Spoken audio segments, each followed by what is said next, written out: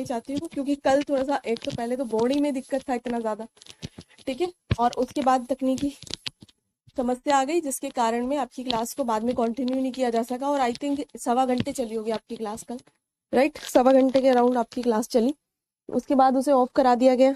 Okay, चलिए, तो आज वो वाली कल की बातें और उसे शुरू करते हैं, देखते हैं कितनी चीजें आज हो पाएंगी। यहाँ पर हम लोग पढ़ रहे हैं रीतिकाल, और रीतिकाल के अंदर हम लोग पढ़ रहे हैं कि भाई रीति काव्य वगैरह में किस किस तरीके की चेंजेस आए, क्या रीतिबद्ध काव्य होता है, और किस कवि को हम आचार्य कहें और किसको ना कहें, और आचार्य के क्या मायने होते हैं। ठीक है, आचार्य के क्या मायने होते हैं। 2-3 सवाल मैं आपको बता रही हूँ, लिख लो। 2-3 सवाल जो पिछले वर्षों में आए हुए हैं, अभी तक जो हमने चीजें चर्चा करी हैं उनको यहाँ पर लिखिए। इसमें एक सवाल पूछा है 2017 में, केशव की संवाद योजना की विशेषताएं बतानी है, हमें टिप्पणी करनी है। यूपीएससी सिविल सर्विसेज एग्जामिनेशन 2017, ठीक है, 2017 यानी 2017 में। रोहित, अभी आपका क्वेरी ले लेती हूँ। हिंदी ग्रामर की क्लासेस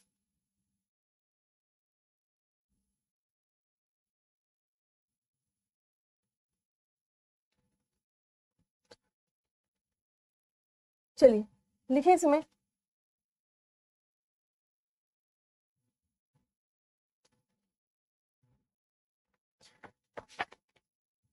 इसमें लिखेंगे केशव की संवाद योजना की विशेषताएं बताओ।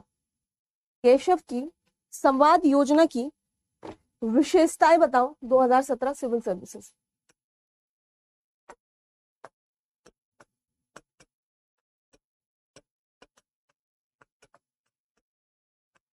इनका ये अल्टीमेट है, संवाद योजना, यानी कि जो इनके डायलॉग्स हैं केशव के, हालांकि इनके ऊपर कई बार टीका टिप्पणी करी जाती है कि ये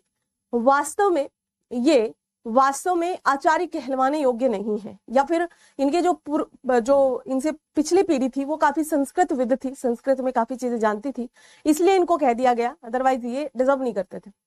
पर इस पर कोई टीका नहीं हुआ है संवाद योजना पर। ठीक है, संवाद योजना की विशेषताएं अभी इस क्लास के बाद में आप ये लिखने के लिए कैपेबल हो पाओगे। 2017 यूपीएससी सीएससी में यह सवाल पूछा गया है। एक सवाल और लिखेंगे। दूसरा सवाल, केशव की संवाद योजना, बस इतना ही, केशव की संवाद योजना 2015 यूपीएससी में यह सवाल पूछा गया। केशव की संवाद योजना 2015 यूपीएससी में यह सवाल पूछा गया। नेक्स्ट, 2008 केशव का आचार्यत्व यह सवाल पूछा गया 2008 में, यूपीएससी की मैं बात कर रही हूं। नेक्स्ट, लिख लिया इस चीज को। नेक्स्ट एक सवाल पूछा गया, केशव चंद्र या केशव दास की रामचंद्रिका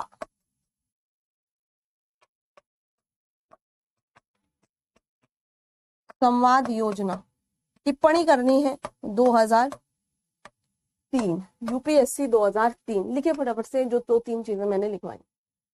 13 दिसंबर, लिखे फटाफट से इसको। केशव की संवाद योजना से रिलेटेड ये सवाल पूछे गए हैं। केशव की संवाद योजना की विशेषताएं 2017 यूपीएससी सिविल सर्विसेज, केशव की संवाद योजना 2015 यूपीएससी, केशव का आचार्यत्व, टिप्पणी करनी है इन पर 2008, केशव की रामचंद्रिका संवाद योजना 2003। इस तरीके से यूपीएससी में केशव से रिलेटेड क्वेश्चन पूछे गए हैं, केशव से रिलेटेड क्वेश्चन पूछे गए हैं। ओके, चलिए आगे। लिख लिया।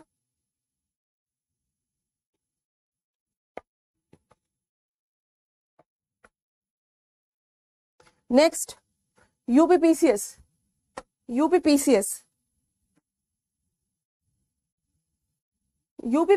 में और बीपीएससी में, यूपीपीसीएस और बीपीएससी में रीतिकाल से संबंधित बहुत सारे सवाल पूछे गए हैं, रीतिकाल से संबंधित, नोट ओनली केशव से संबंधित। तो दो चार को हिंट के तौर पर लिख लीजिए, जैसे यूपी पीसीएस 2000 में पूछा गया रीति काव्य की प्रमुख विशेषता, रीति काव्य की प्रमुख विशेषता वर्ष 2000। एक सवाल पूछा गया रीति मुक्त काव्य 2008, रीति मुक्त काव्य 2008। एक सवाल पूछा गया रीतिकाल के नाम की सार्थकता, नाम की सार्थकता 2017। बीपीएससी में भी कुछ इसी प्रकार के प्रश्नों को पूछा गया है। बीपीएससी में आपसे पूछा है रीतिकालीन साहित्य की प्रवृत्तियों, रीतिकालीन साहित्य की प्रवृत्तियों का परिचय दें। एक सवाल पूछा है रीति मुक्त एवं रीतिबद्ध, रीति मुक्त एवं रीतिबद्ध कवियों की काव्यगत विशेषताओं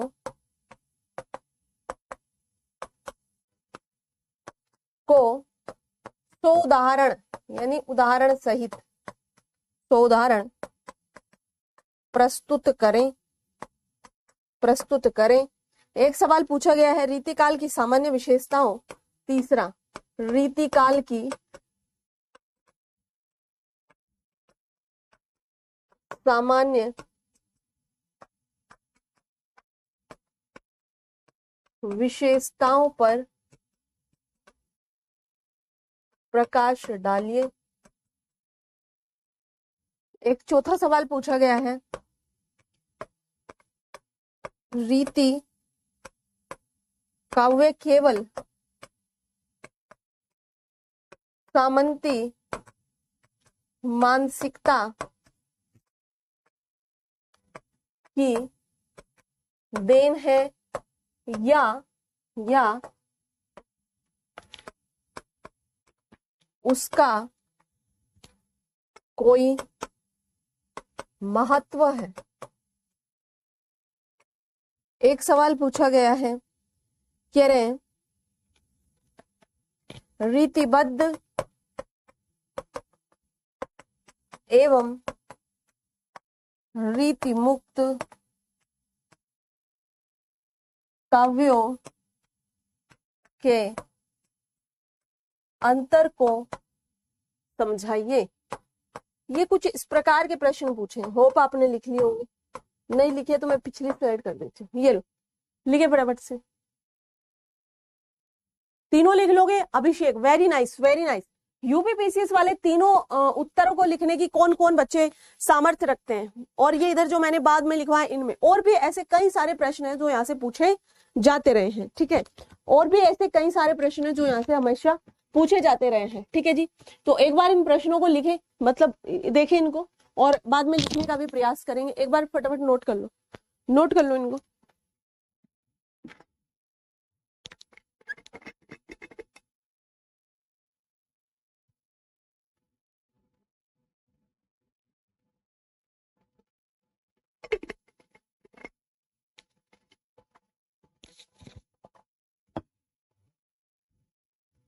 कर लिया?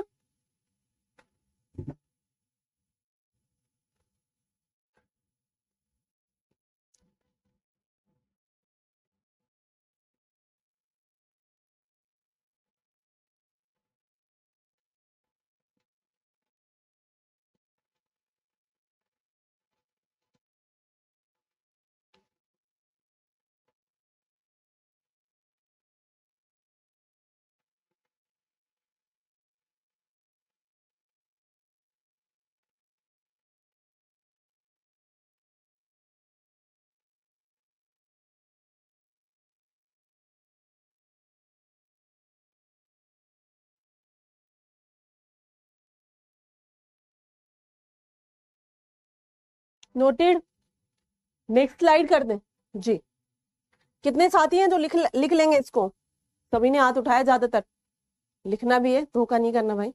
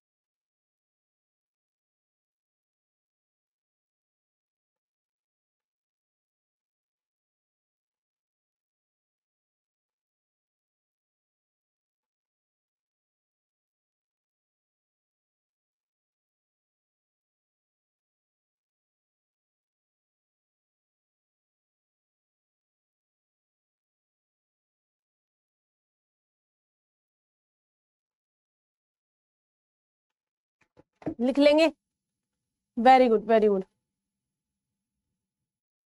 अच्छा, कल की जो पीडीएफ थी भाई वो भेज देना मुझे कोई, मैं अपलोड करवा दूंगी। जितनी चीजें कल हमने लिखी थी उसको अपलोड करवा दूंगी, ठीक है।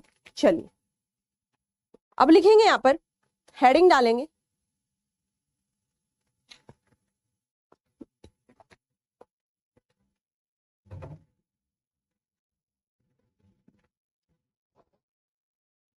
लिखिए, रीतिबद्ध काव्य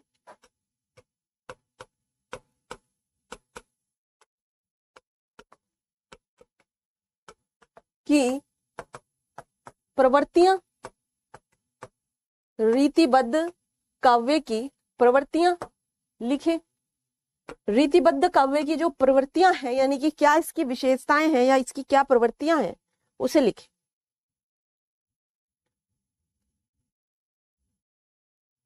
लिखे।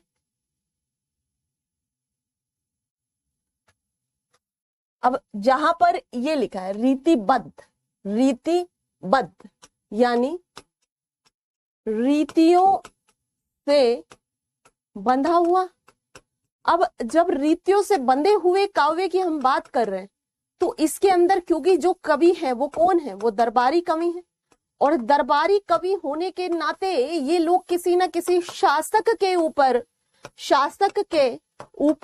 आश्रित हैं। तो ये क्या करेंगे, यहाँ बैठे बैठे इनकी रचनाओं में, इनकी जो रचनाएं होंगी, इनकी रचनाओं में क्या मिलेगा? एक तो मिलेगा श्रृंगार, एक तो क्या मिलेगा? श्रृंगार मिलेगा। दूसरा, इनकी रचनाओं में इन राजाओं की प्रशंसा मिलेंगी, शासकों की प्रशंसा मिलेंगी। और यदि कहीं पर वीरता मिलेगी, वीरता कैसी होगी? अतिशयोक्ति, अतिशयोक्ति धारक होगी। यही होगा इसकी प्रवृत्तियां। क्या होगा? जब भी हम किसी रीतिबद्ध काव्य की बात कर रहे हैं तो यहां पर आप देख सकते हैं कि रीतिबद्ध काव्य के अंदर रीतियों में बंधा हुआ काव्य हमें नजर आएगा। और रीतियों में बंधा हुआ यानी कि ये कवि सभी दरबारी है और किसी ना किसी शासक के ऊपर आश्रित है। आश्रित होने के नाते इन कवियों की जो काव्य है, इन कवियों की जो कविताएं हैं, वो या तो इनकी बड़ाई प्रशंसा कर रहे हैं या फिर अन्य कारणों में अगर हम देखें तो ये इनकी रानियों की रूप की, सौंदर्य की वर्णन कर रहे होंगे। इसे कहा जाता है नखसिक वर्णन। आप में से कई बालक इसे जानते होंगे, मैंने पहले भी बताया है। नखसिक वर्णन किसका होता है? नखसिक वर्णन, नखसिक वर्णन होता है नायिकाओं का, नायिकाओं का। ये चीज तो आप समझते हैं। तो नायिकाओं के नखसिक वर्णन को होगा, श्रृंगार होगा, शासकों की प्रशंसा होगी। और यदि वीरता का प्रदर्शन किया गया है तो, क्योंकि राजा कुछ करते नहीं थे, खाली बैठे रहते थे, तो वीरता की प्रशंसा कैसी है? अतिशयोक्ति वाली है। यानी कि यहाँ पर इन्होंने कौन सी प्रशंसा, कौन सी वीरता करी है? करा कुछ नहीं, और बिना मतलब के हाइपरबोलिक यानी अतिशयोक्ति का प्रयोग किया गया। कविता जी को देख लेना, कोई ऐड कर देना, इनको, इनका नंबर ले लो। ओके, चलिए लिखिए, इसमें लिखना शुरू करिए कि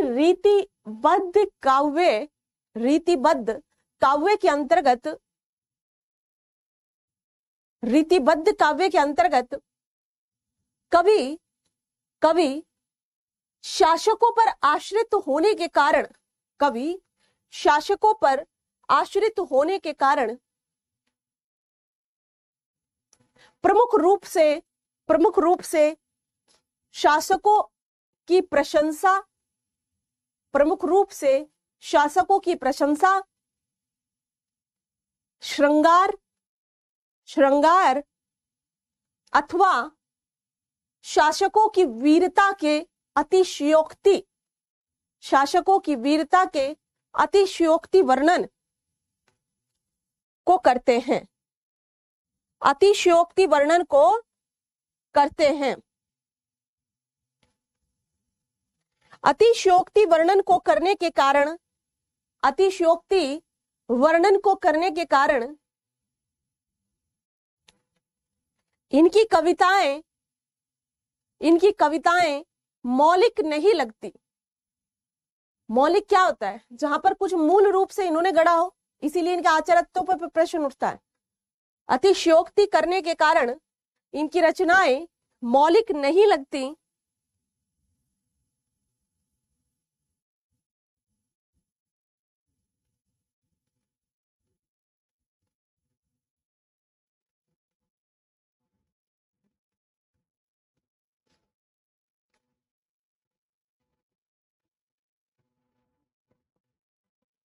अब यहां पर लिखेंगे अगला, आचार्यत्व। आचार्य किसको कहा जाता है? गुरु को कहा जाता है। ठीक है, अब इस गुरु में या आचार्य में दो चार विशेषताएं होनी चाहिए जिसका यहाँ पर अभाव दिखता है, जिसका यहाँ पर अभाव दिखता है। गुरु एक होता है मार्ग दिखाने वाला, मार्ग दिखाने वाला, आप कह सकते हैं मार्गदर्शन करने वाला, मार्गदर्शन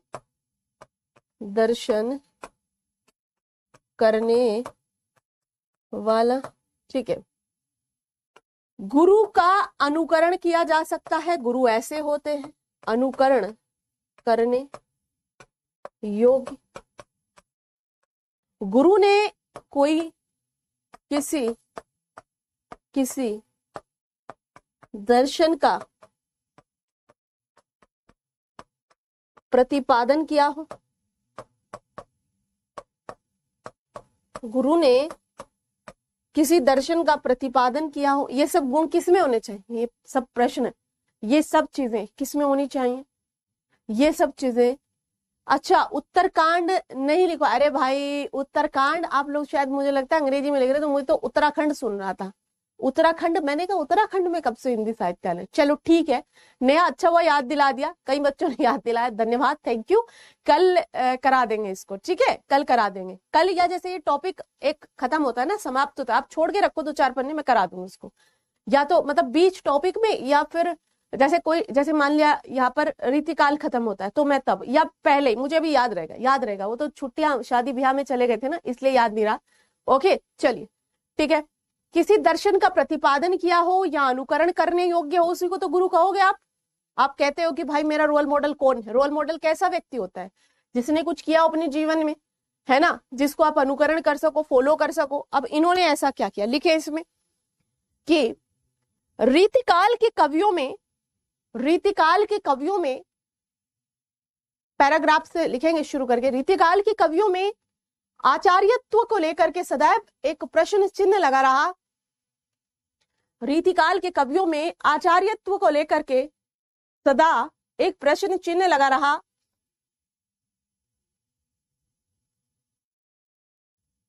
कई विद्वानों का मत है कि इन्हें आचार्य माना जाए, कई विद्वानों का मत है कि इन्हें आचार्य माना जाए, परंतु कई अन्य विद्वान इन्हें आचार्य नहीं मानते, इन्हें आचार्य नहीं मानते।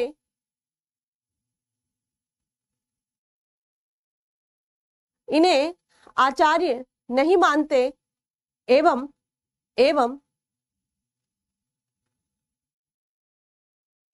एवं इनके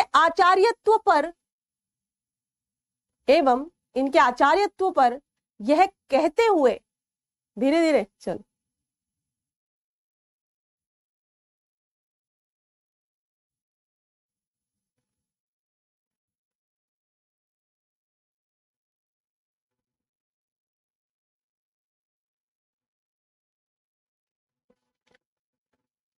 इन्हें आचार्य नहीं मानते एवं इनके आचार्यत्व पर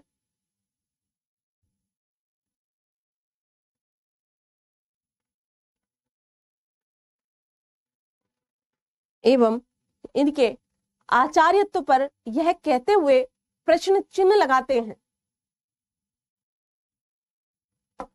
इनके आचार्यत्व पर यह कहते हुए प्रश्न चिन्ह लगाते हैं कि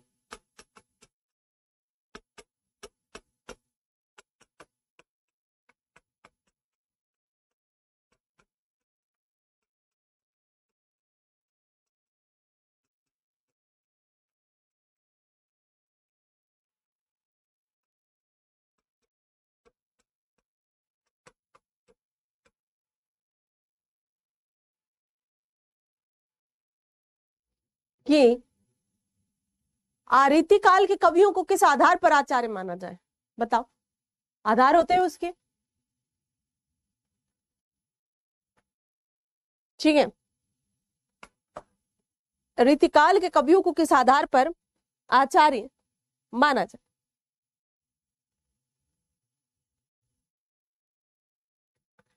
आचार्य शब्द का अभिप्राय यह है, आचार्य शब्द का अभिप्राय यह है कि वह कोई नया सिद्धांत प्रस्तुत करे, वह कोई नया सिद्धांत प्रस्तुत करे,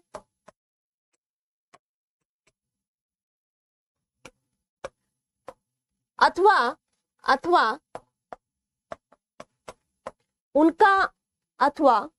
उनका आचरण अनुकरणीय, अथवा उनका आचरण अनुकरणीय हो।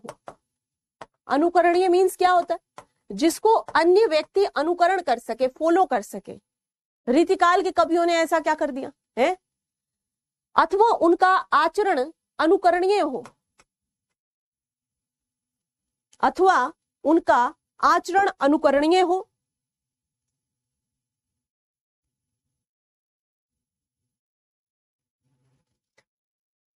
रीतिकाल के कवियों को इन दोनों ही आधारों पर, रीतिकाल के कवियों को इन दोनों ही आधारों पर आचार्य नहीं माना जा सकता। रीतिकाल के कवियों को इन दोनों ही आधारों पर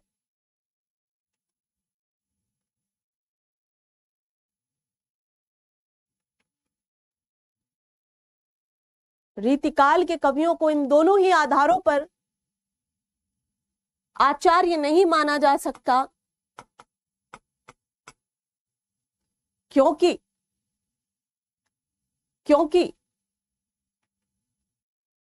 न ही तो इन्होंने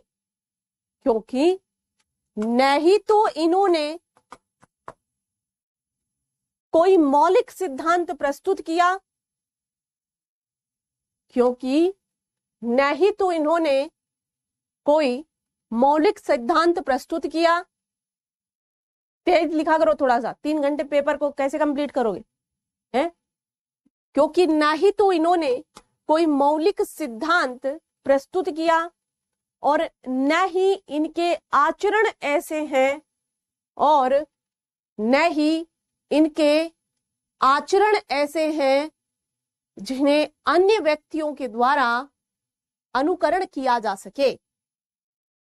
ना ही तो इन्होंने किसी मौलिक सिद्धांत को प्रतिपादित किया, स्थापना करी, बनाया, what ever you can write, okay. और न ही इनके आचरण ऐसे हैं जिन्हें अन्य व्यक्तियों के द्वारा अनुकरण किया जा सके, क्योंकि ये तो चाटुकारिता में लगे हुए हैं उधर राजाओं की।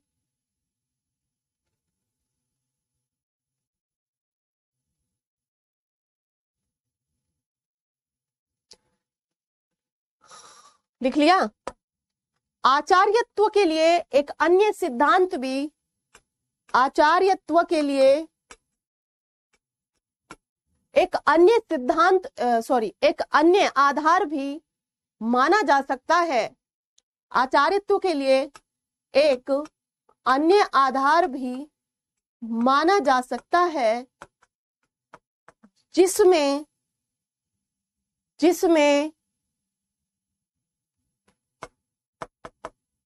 ज्ञान को, जटिल ज्ञान को लिखेंगे, जिसमें जटिल ज्ञान को सरल एवं सहज रूप से प्रस्तुत किया गया हो। आचार्यत्व में एक अन्य आधार भी माना जा सकता है जिसमें जटिल ज्ञान को सहज एवं सरल रूप में प्रस्तुत किया गया हो। रीतिकाल के अधिकांश कवियों ने लक्षण ग्रंथ परंपरा के अंतर्गत, लक्षण ग्रंथ परंपरा जैसे ही आया समझ गए क्या होता है। अधिकांश कवियों ने लक्षण ग्रंथ परंपरा के अंतर्गत जटिल एवं कठिन संस्कृत आदि ग्रंथों को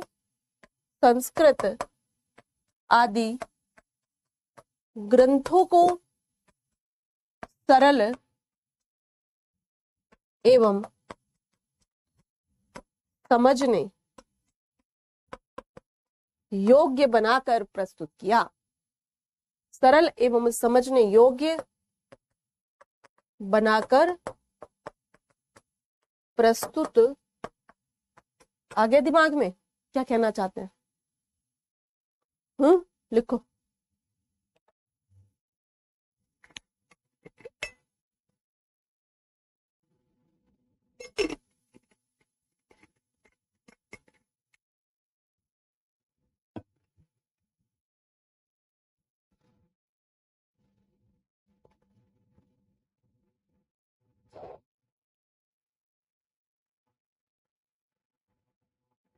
लिख लिया? जब लिख लो बताना।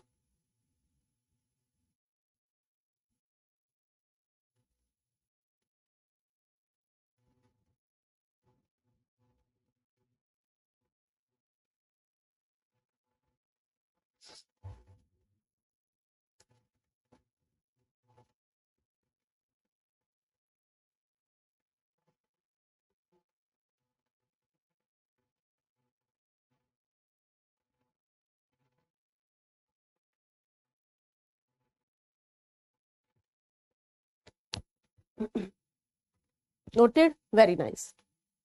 अतः बताइए जरा कि कौन से आधार पर, लक्षण ग्रंथों के बाद क्या लिखा है? लक्षण ग्रंथ परंपरा, इन्होंने ही तो शुरू करी थी। लक्षण ग्रंथ परंपरा के अंतर्गत जटिल एवं, लक्षण ग्रंथ परंपरा के अंतर्गत जटिल एवं कठिन संस्कृत आदि ग्रंथों को सरल एवं समझने योग्य बनाकर प्रस्तुत किया। अब आप मुझे एक बताओ कि इनमें से किस आधार पर रीतिकाल के कवियों को आचार्य माना जाएगा? क्या पूछ रहे हो अभिषेक? लक्षण ग्रंथ परंपरा का आशय संस्कृत के काव्य और को ब्रजभाषा, बिल्कुल इनको ही कहा गया था ना। कविता अभी परेशान मत हो, आप मुझे ये बताओ कि कब आपने कब से ज्वाइन किया ये वाला हिंदी साहित्य? बीच में डाउट सेशन, ठीक है भाई, बीच में डाउट सेशन ले लेंगे। ओके, डाउट सेशन ले लेंगे, कोई परेशानी की बात नहीं है ना। चलो रखेंगे, सैटरडे वगैरह को रखेंगे। जितनी चीजें पढ़ाई है उसमें से कोई भी डाउट होगा तो वो बता देना आप मुझे। बताओ, मैंने पूछा कि ऑन विच बेसिस, किन आधारों पर आप रीतिकाल के कवियों को कह सकते हैं कि ये आचार्य बनने लायक थे? बताओ। हमने 3 यहाँ पर बेसिस लिखे मैंने। एक में कहा कि कोई ऐसा मौलिक सिद्धांत उन्होंने प्रस्तुत करा हो, है ना। जैसे there are so many scholars, like if you are, अगर आप उनकी बात कर रहे हैं, सोक्रेटिस की बात कर रहे हैं, अरिस्टोटल की बात कर रहे हैं, ठीक है, ऐसे बहुत सारे फिलोसोफर्स हुए हैं जिन्होंने अपने अपने दर्शन दिए, तो वो मौलिक दर्शन दिए हैं, किसी और को इन्होंने ट्रांसलेट नहीं कर दिया, राइट। तो अगर इस तरीके कोई लोग हैं तो ये कह रहे हैं कि वो आचार्य बनने लायक थे, तो तुम नहीं हो, क्योंकि तुम क्या कर रहे हो, तुम तो केवल केवल और केवल ट्रांसलेट करके धर दे रहे हो। आप मुझे बताओ, किसी ने कोई बुक लिखी, ठीक है, मौलिक रूप से उसने वो बुक तमिल, कन्नड़ या अंग्रेजी या फारसी या किसी भी अन्य भाषा में लिखी, तो उस भाषा से मैंने उसका ट्रांसलेशन कर दिया, तो मुझे कहोगे कि विद्वान हूं, मुझे कहोगे ट्रांसलेटर हूं, सिंपल सी बात है ना। तो और उसमें भी जो मुझे लगा, इन्होंने पता क्या किया, कितने चंट निकले एकदम के, इन्होंने जो इन्हें टफ लगी ना चीजें, जो टफ लगी उन्हें निकाल दिया कि इन्हें कैसे हम एक्सप्लेन करेंगे, राजा तो बेवकूफ है एक नंबर के, उन्हें क्या करना है, ठीक है। तो ये एकदम चंट टाइप के थे कि भाई जो हमें आसान लग रहा है केवल उनको निकालो, उनको रखो, जहां पर इन्हें ये लगा ना कि बहुत ज्यादा क्लिष्ट है, बहुत ज्यादा जटिल है, तो उसमें उन्होंने दिमाग ही नहीं लगाया। जैसे अब अभी हम जब केशव को पढ़ेंगे, तो केशव को पढ़ते हुए आप देखेंगे कि जब उनकी तुलना रामचरितमानस से करते हैं, रामचंद्रिका की, तो भाई साहब कतई उन्होंने बस एक स्टेटमेंट में निकल लिए बता के, कुछ कुछ ऐसे उन्होंने जब हम इनकी संवाद योजना आप लिखोगे ना, तो ये लाइन आप ऐड कर सकते हो। संवाद योजना नो डाउट बहुत बढ़िया है, बहुत तगड़ी है, बढ़िया है, बट अगर इन्हें मतलब आलोचनात्मक टिप्पणी विप्पणी लिखने आ जाए तो आप वहां पर बोल सकते हो कि भाई अगर हम तुलसीदास जी की बात करते हैं, तो तुलसीदास में उन्होंने पूरे पूरे जो है प्रबंध काव्य लिख डाले, एक एक चीज को समझाने के लिए, एक एक जो संवाद है, जैसे मान लिया कि परशुराम राम संवाद है, या लक्ष्मण रावण संवाद है, या हनुमान जाम, मतलब वॉटेवर, बहुत सारे ऐसे पात्र थे जिन्होंने लंबे लंबे संवाद करे। तो उन संवादों में जो हमें समझ में आया वही थोड़ा ना समझेंगे भाई, सारी चीजें जो कही है एटलीस्ट आप उनका ट्रांसलेशन करो। नहीं, हमें तो जो मन में आया हम तो उसका करेंगे, बाकी को निकल लेंगे, अभी उसको भी आलोचना करेंगे। अभी के लिए इतना लिख ले कि रीति काव्य के कवि तीसरा आधार समझ रहे हो ना कौन सा है, ये वाला कम से कम उन्होंने ट्रांसलेट करके प्रस्तुत तो करा, नहीं तो वंचित ही रह जाते राजा। तो विशाल क्या पूछ रहे हो, अभी एक मिनट, यहाँ पर लिखे इसमें पहले, ठीक है, लिखे इसमें कि रीतिकाल के कवि तीसरे आधार पर आचार्यत्व या आचार्य, तीसरे आधार पर आचार्य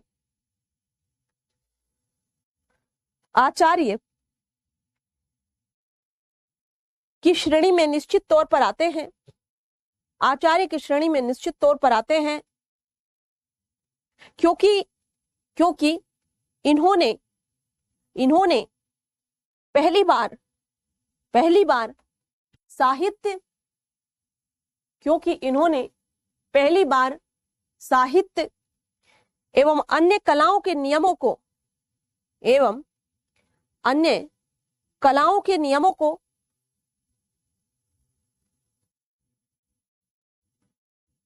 परंपरा में विद्यमान ज्ञान को लोक मानस या जनमानस की भाषा में व्यक्त किया, जनमानस की भाषा में व्यक्त किया। विशाल, क्योंकि इन कवियों ने जटिल विषयों को सरल किया, उन पर आधारित, बिल्कुल। अब जैसे फॉर एग्जाम्पल हम इकोनॉमिक्स पढ़ते हैं, ठीक है, अब जैसे मान लिए मैं यहाँ पर इकोनॉमिक्स पढ़ाती हूँ, ओके, तो फॉर एग्जाम्पल बहुत ही मान लिया यहाँ पर जो मौद्रिक नीति कमिटी या नीति समिति यानी कि मॉनेटरी पॉलिसी कमिटी, ये यहाँ पर वो बना के देती है, ये यहाँ पर बताती है कि रेपो रेट कितना होना चाहिए, ठीक है, ये इकोनॉमिक्स में मॉनेटरी पॉलिसी कमेटी। अब हमारे जो गांव में आदमी बैठा है उसको क्या मतलब है इनसे, वो हमसे पूछ रहा है कि बेटा ब्याज दर क्या हो गई है, महंगी हो गई है, ब्याज दर महंगी हो गई है। अब हम बैंक में गए थे, वहां पर हमें ब्याज दर महंगी मिली, या बैंक में भी नहीं गए थे, वो कह रहे हैं कि वो सब्जी लेने गए थे, या वो पेन खरीदने गए थे, स्वेटर खरीदने गए थे, सर्दी है ना, स्वेटर खरीदने गए थे, तो उनको स्वेटर महंगा मिला। स्वेटर कैसा मिला, महंगा मिला। इधर हमें पता है कि आरबीआई ने अपनी ब्याज दर महंगी कर दी है, तो इससे कैसे रिलेट करके हम इन्हें क्या समझाएंगे, या मैं आपको क्या समझाऊंगी। यहां पर मैं आपको एक उदाहरण दे रही हूं, फॉर एग्जाम्पल बाजार, ये बाजार है, बाजार में ज्यादा पैसा है, खूब सारा पैसा है, इसे हम तरलता बोलते हैं। तरलता क्या है? ज्यादा है। तरलता ज्यादा है, इसके रेफरेंस में जो स्वेटर हैं वो 3 हैं मात्र।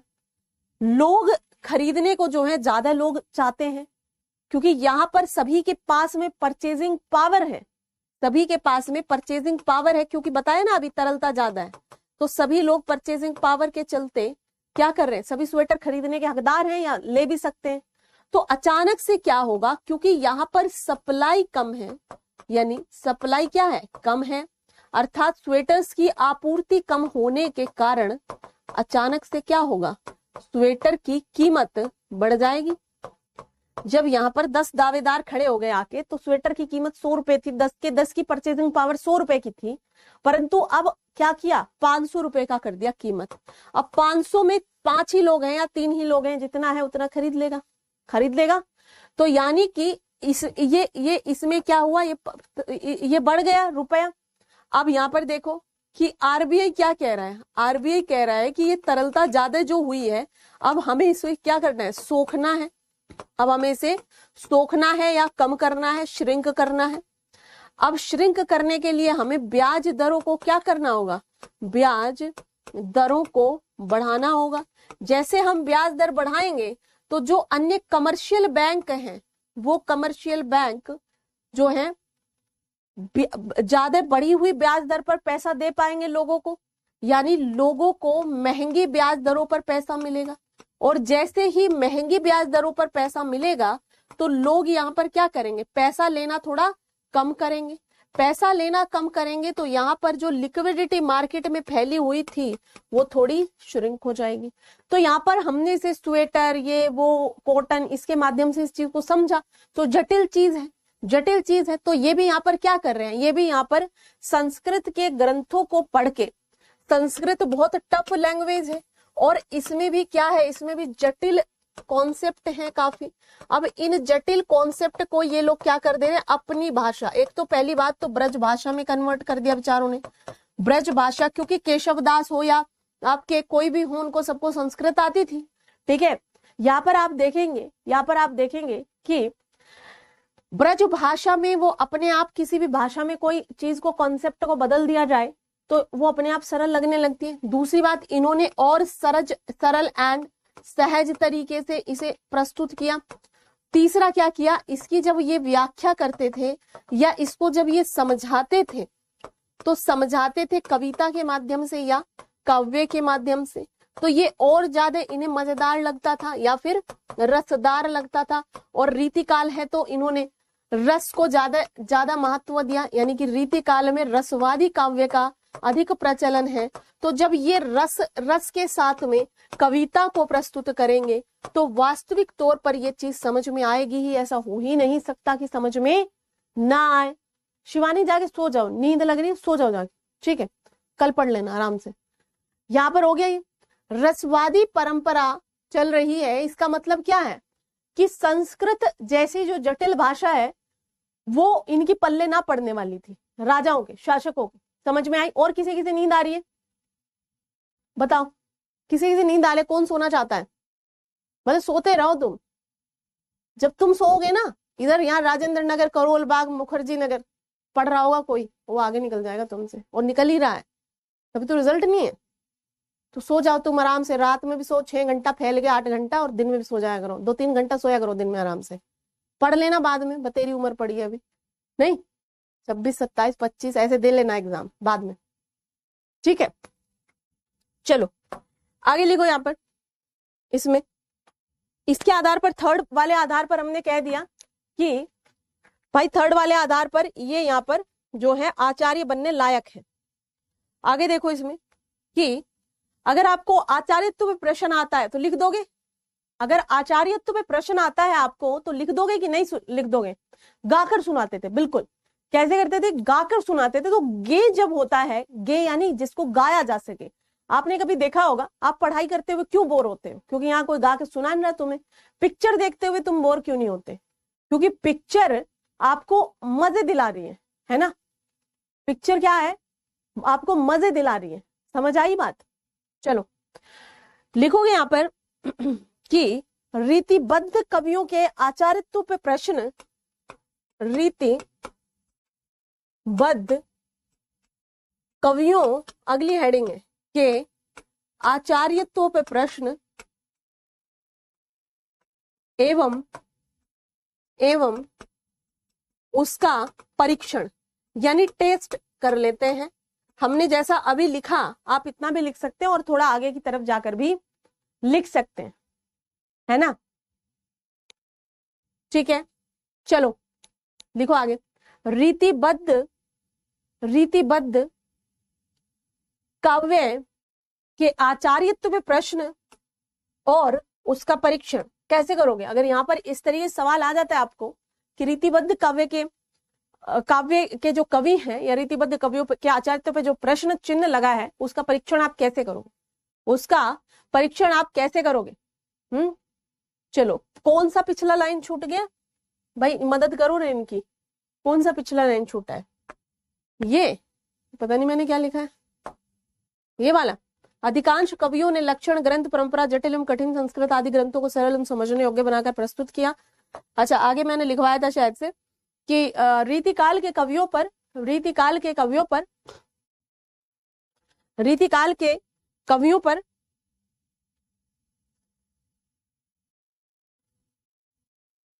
यदि थर्ड आधार पर या तीसरे आधार पर देखा जाए तो निश्चित तौर पर ही भाई देखो शब्द बदल सकते हैं, मुझे पता नहीं, है ना? निश्चित तौर पर ही आचार्य कहलवाने योग्य हैं, और क्योंकि इन्होंने पहली बार साहित्य तथा अन्य नियमों की परंपरा को या परंपरा में विद्यमान ज्ञान को जन सामान्य या जनमानस की भाषा में अभिव्यक्त किया। ये लिखवाया था, जन सामान्य या जन मानस की भाषा में व्यक्त करा। यहां पर लिखो इसका,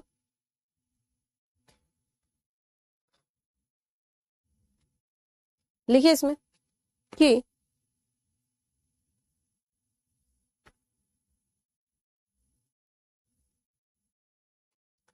आचार्य शब्द का, दोबारा से वही है, उसमें थोड़ी थोड़ी चीजें एक्स्ट्रा हम ऐड करा देंगे। आचार्य शब्द का परीक्षण करने पर यह ज्ञात होता है, आचार्य शब्द का परीक्षण करने पर यह ज्ञात होता है कि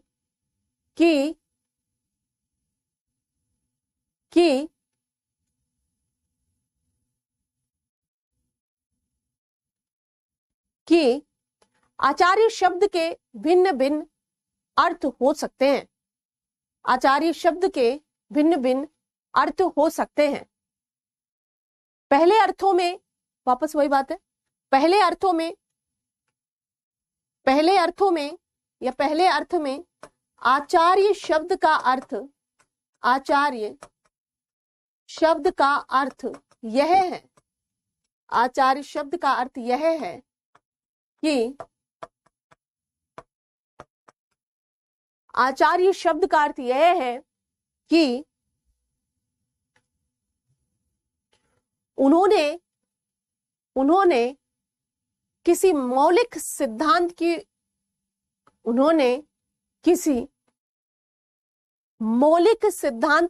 का उद्भव किया हो, मौलिक सिद्धांत का उद्भव किया हो।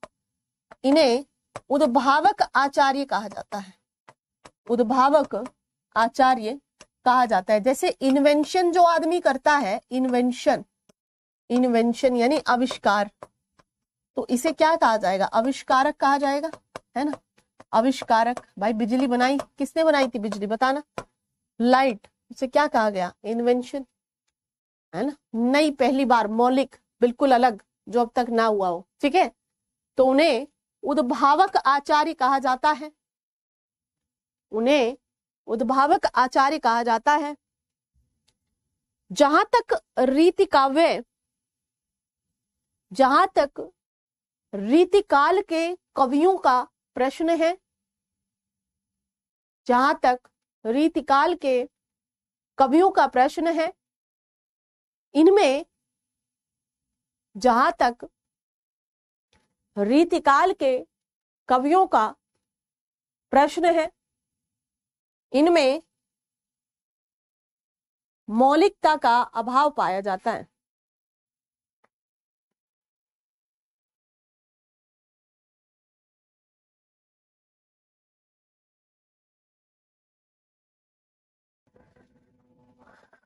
उद्भावक आचार्य सॉरी कहाँ थे हम?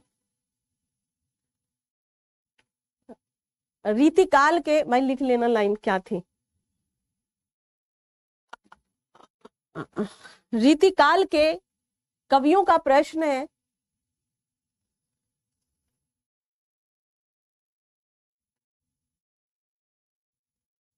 उन्हें उद्भावक आचार्य नहीं माना जा सकता।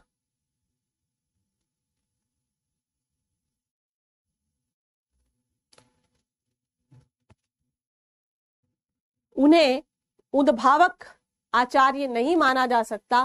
हालांकि हालांकि लिख पा रहे हो या छूट जा रहा है? नहीं, लिख पा रहे हो या छूट जा रहा है? अभाव पाया जाता है, बिल्कुल आरती, मौलिकता का अभाव पाया जाता है, अतः उन्हें उद्भावक आचार्य नहीं माना जा सकता। मुझे बताओ एक बार, लिख पा रहे हो या छूट जा रहा है? चलो थोड़ी देर बातें कर लेते हैं। मौलिकता का अभाव पाया जाता है, बिल्कुल, यानी मूल रूप से कोई भी ऐसी रचना जो बिल्कुल पूर्णतः इन्होंने लिखी हो या ऐसा कोई सिद्धांत, ऐसा कहीं नजर नहीं आता है, ऐसा कहीं पर नजर नहीं आता है। चलो बताओ मुझे एक बार, कविता, आरती, मनोरमा जी, अभिषेक, और मुझे बताओ एक बार कि लिख पा रहे हो या छूट जा रहा है? चीजों को समझने में कोई परेशानी? शिवानी जाके सो गई या हो अभी? बताओ एक बार, लिख पा रहे हैं? आंचल Prabha, very nice. Abhishek ji, okay, आगे पीछे हो जा रहा है। रोहित अगर अगर कोई चीज छूटती है तो वो आगे पीछे जरूर हो जाएगी। विशाल, और बाकी कोई समस्या? सही है, बिल्कुल सही है। और बताइए, लिख पा रहे हैं? Shivani, very nice. और बताओ, नहीं छूट रहा है मतलब छूट रहा है या नहीं छूट रहा है? प्रियंका क्लियर करो। ओके, देखो आगे पीछे इसलिए होता है क्योंकि वो सेंटेंस बनाया, मान लिया, तो सेंटेंस बना के मुझे अपना टाइम टेबल बता दो, बता देना संगीता जी, शेयर करना उनके साथ।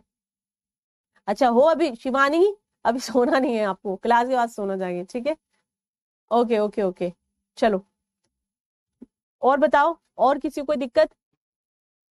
ठीक है, चलो भाई लिखो फटाफट से कि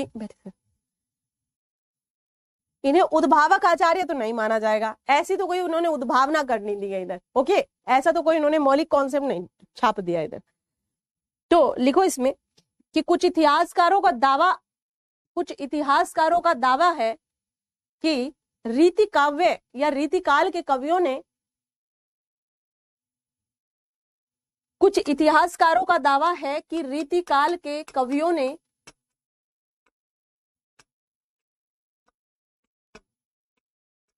कई मौलिक सिद्धांतों की उद्भावना की है। अब कौन से हैं वो बता नहीं पाए वो उनको, ठीक है, वो बताया नहीं उन्होंने, कुछ एक आध अलंकार टाइप का बताया है। ओके, देखो स्पीड को मैं इसलिए कह रही हूँ, मैं वापस से आप लोगों को याद दिला देना चाहती हूँ कि स्पीड का मसला ऐसा है कि आप तैयारी कर रहे हैं यूपीएससी सिविल सर्विसेज एग्जामिनेशन का, that is very toughest examination of the India, not even India, अगर हम पूरी कंट्रीज में बात करें, ऑल ओवर वर्ल्ड बात करें, that is a toughest exam, right?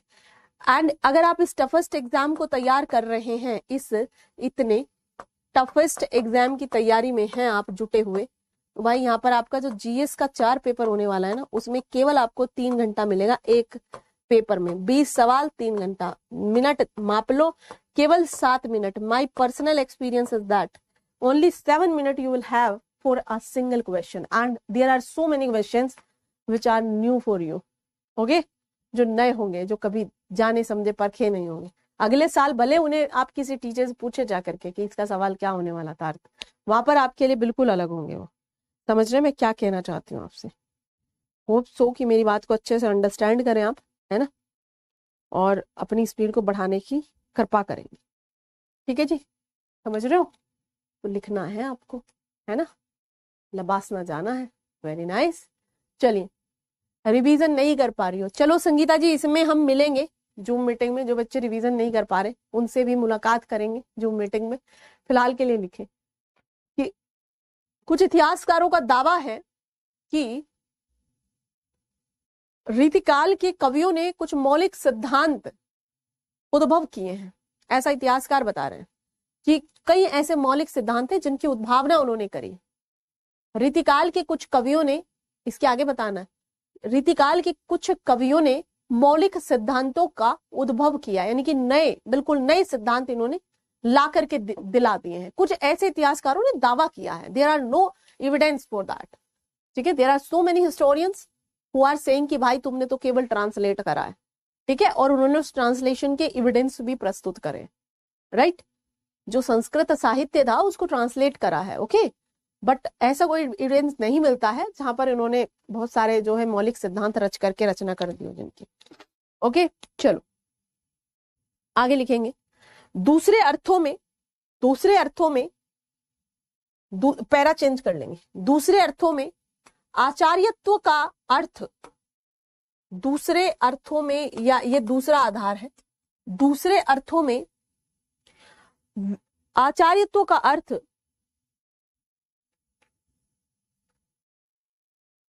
यह है कि आचार्य को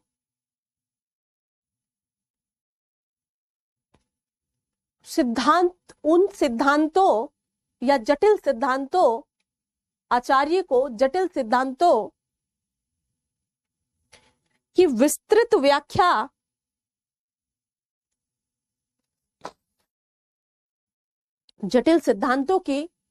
व्याख्या करते हुए विश्लेषण प्रस्तुत करना चाहिए, यानी उस चीज को एनालाइज करें अच्छे से, विश्लेषण प्रस्तुत करना चाहिए, तथा साथ ही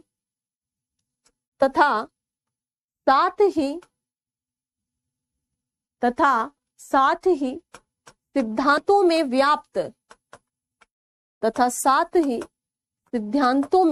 व्याप्त विसंगति, यानी सैद्धांतिक रूप से कुछ गलतियां भी होंगी, विसंगति भी होंगी उनमें, उन विसंगतियों को तथा सिद्धांतों में व्याप्त विसंगतियों को निराकरण करते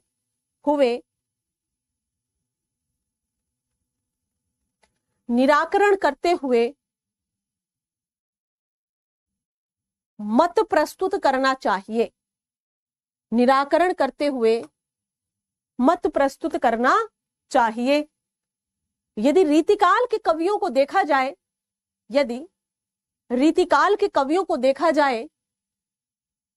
तो उन्होंने नहीं तो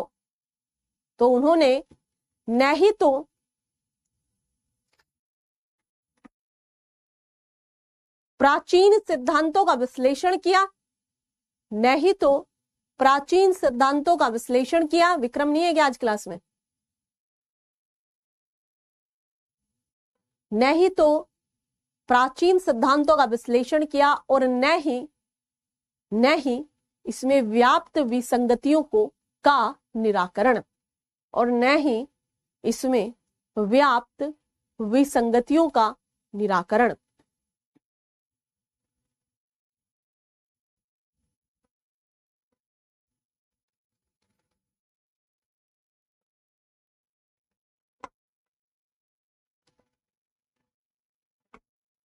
आचार्यत्व के तीसरे, अलग पैरेस में लिखिएगा, तीसरे अर्थ के आधार पर यदि देखा जाए तो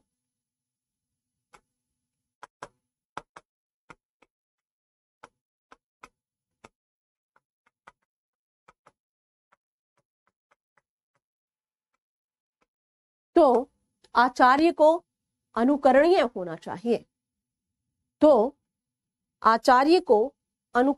चाहिए।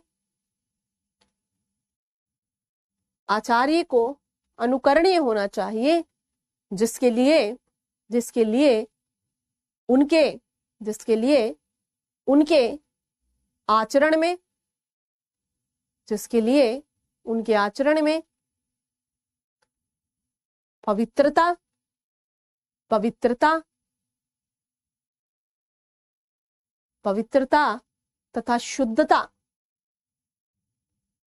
पवित्रता तथा शुद्धता का रहना अनिवार्य है। भाई उसी को तो करोगे ना, चोरों को करोगे फॉलो। पवित्रता तथा शुद्धता का रहना अनिवार्य है।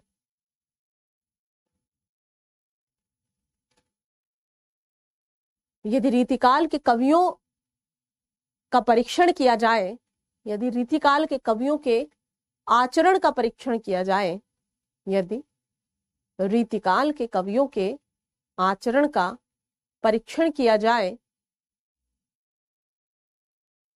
तो ज्ञात होता है कि उन्होंने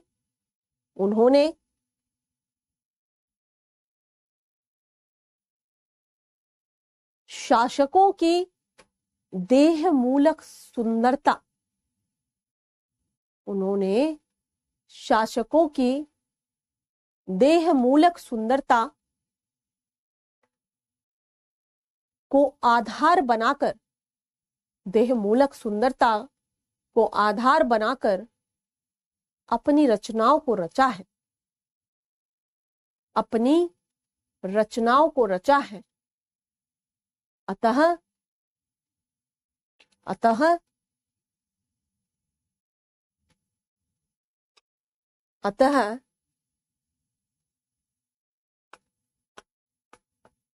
उनके आचरण में शुद्धता एवं पवित्रता अतः उनके आचरण में शुद्धता एवं पवित्रता के कोई ठोस आधार नहीं मिलते हैं। उनके आचरण में शुद्धता एवं पवित्रता के कोई ठोस आधार नहीं मिलते हैं।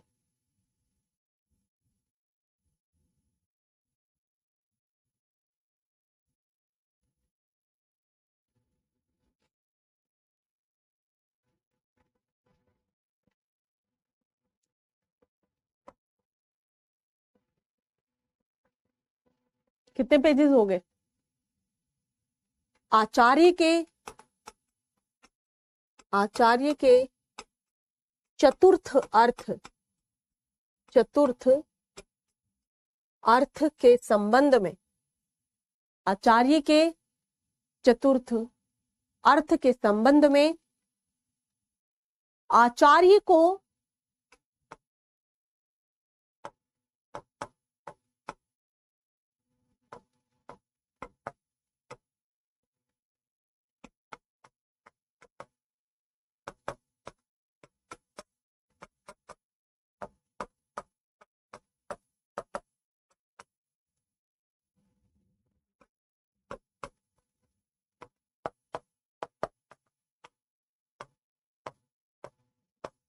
आचार्य को जटिल सिद्धांतों का सरल बनाकर प्रस्तुत करना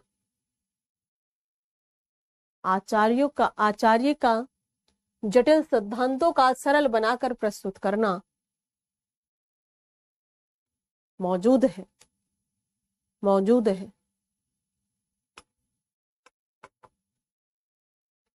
इस अर्थ में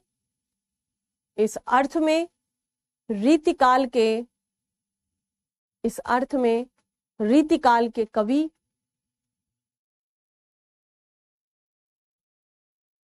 आचार्य की परिभाषा में इस अर्थ में रीतिकाल के कवि आचार्य की परिभाषा में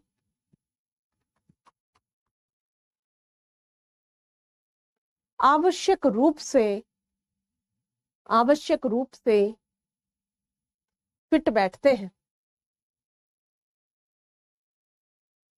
आवश्यक रूप से फिट बैठते हैं, क्योंकि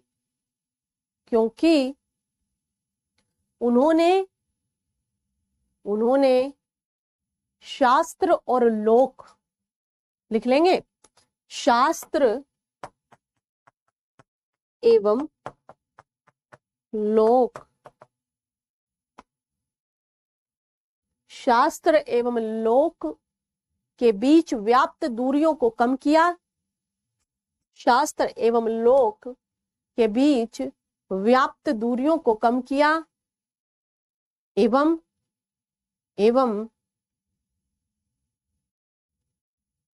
अपनी क्षमता से, कैपेबिलिटी तो थी, हर कोई थोड़ा कर लेगा ट्रांसलेट, हर कोई लिख लेगा कविता, नहीं, अपनी क्षमता से जटिल से जटिल शास्त्रों को, जटिल से जटिल शास्त्रों को जनसामान्य द्वारा समझे जाने योग्य, जनसामान्य द्वारा समझे जाने योग्य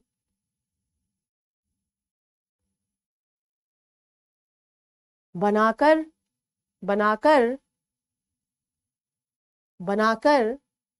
उन्हें कविताओं के द्वारा उदाहरणों सहित, उन्हें कविताओं के द्वारा उदाहरणों सहित प्रस्तुत किया।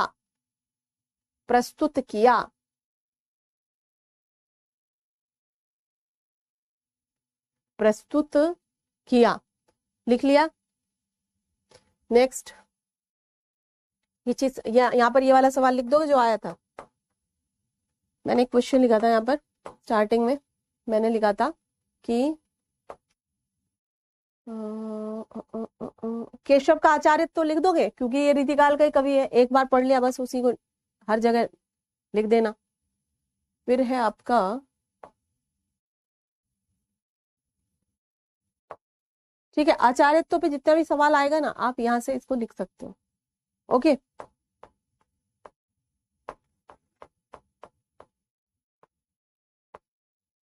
नेक्स्ट, समझ में आई बात?